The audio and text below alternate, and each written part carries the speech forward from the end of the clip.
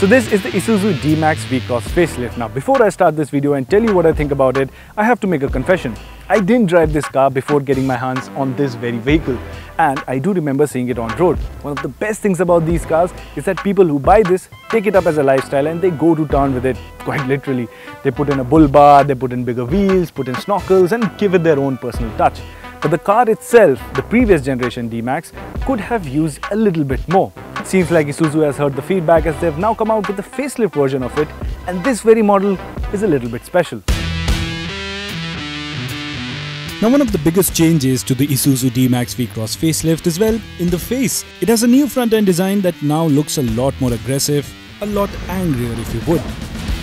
And that's not a bad thing at all, as it now fits the overall persona of the V-Cross a lot better.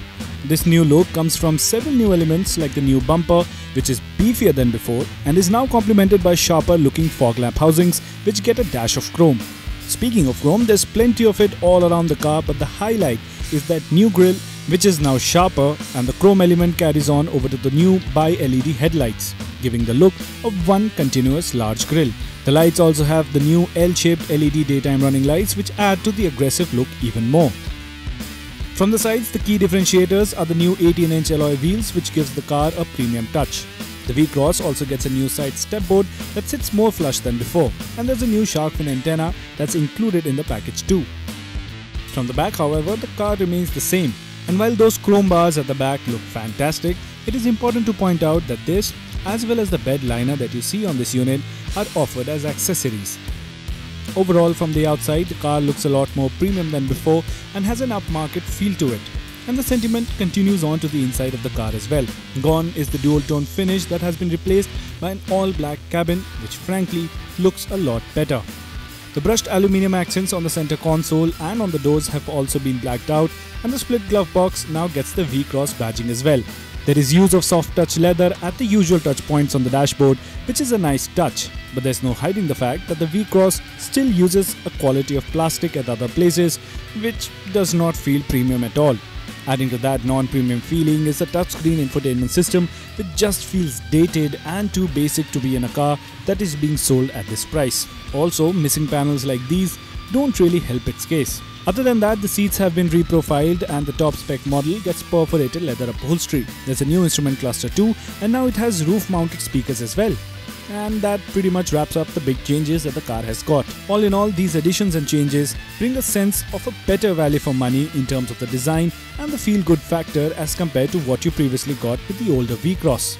Now, one specific thing I would like to add about the Isuzu D-Max V-Cross is that when you're seated inside over here, yes, it's better than before, but given the price tag that it comes with, there are better cabins around. But remember, this is a pickup truck, so you are getting into a lifestyle, and for that, I really don't care if it's all black or some of the plastics feel a bit scratchy, because at the end of the day, the driving experience more than makes up for it. The only change at the back is that the rear passengers have been given a USB charging port. While that's a helpful addition, rear AC vents is something we would have liked to see as well. And we have to point out, while the ports are practical, the covers on them seem a bit flimsy. But that's about the only thing that you can nitpick at the back. Now that I'm seated at the back of the Isuzu D-Max V-Cross, well, the first thing that comes to mind is that I'm seated a bit upright, and that's because of the loading area at the back. As a result, I don't have very good under-thigh support, but overall it's a good place to be in because I have good amount of knee room, good amount of headroom, and overall it's a good airy place to be in thanks to the large glass panels as well. And if you put away the center armrest, you can have 3 people sitting abreast as well. So overall, a good place to be in. But the variant we were driving is a bit special, quite literally. You see, this is a limited edition variant and it is called Z Prestige. What's special about this is that the drivetrain is completely new. The engine has shrunken in size as it is now a 1.9 litre diesel engine instead of a 2.5 litre diesel engine that other variants use. However, look past the engine size and you will notice that this engine makes more power and torque than before. That's not it. The highlight is that it gets a 6-speed torque converter automatic gearbox, and this is only exclusive to this variant. And in case you're wondering, it is not a BS6 compliant engine yet.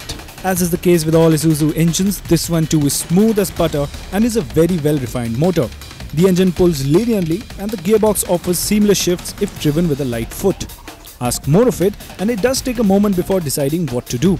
But other than that, the convenience that an automatic gearbox offers with this car while tackling city traffic is great. Add to that a 4-wheel drive system and the car is not afraid to go off-road as well. What Isuzu also nails are the driving ergonomics. The steering is height adjustable and the driver's side seat is electrically adjustable. The driver sits high up with a commanding view of the road, which helps in maneuvering this huge truck. Speaking of which, if you're doing that at low speeds, then the hydraulic steering wheel will feel heavy. But if you compare it to the older model, it has become lighter while retaining all the feedback. One thing that we did wish for was rear parking sensors, which is a bit of a surprise that this car doesn't have. Same goes for a sunroof, which is not available even as an accessory. You also need to keep in mind that the ride quality will feel a bit bumpy if you're driving it alone, as the suspension feels a bit stiff as it has been tuned to be pliant when you're carrying a lot of load. On the safety front, the V-Cross has seen a lot of improvements as well. It comes with the brake override system, hill start assist, hill descent control, ABS with EBD and 6 airbags across the cabin, which does go a long way in justifying the price. But finally, if I were to talk about the value for money that it offers, then it basically comes down to you. At Rs 19.99 lakh ex-showroom, it is definitely an expensive car. And given the current crop of SUVs that have joined the competition, the V-Cross might end up making you feel shortchanged. However, this is the only vehicle of its kind right now and the only one that offers an automatic gearbox, safety features, a 4-wheel drive system and an outstanding driving quality in the shape of a pickup truck. Also, once it becomes BS6 compliant, getting your hand on this drivetrain could get a bit more expensive even more. And if you're looking for off-roading, then we would recommend buying the manual gearbox variant and spending the extra cash in giving this car the necessary mods that you would want. So to sum up my thoughts about the Isuzu D-Max V-Cross, first thing first, I can do this.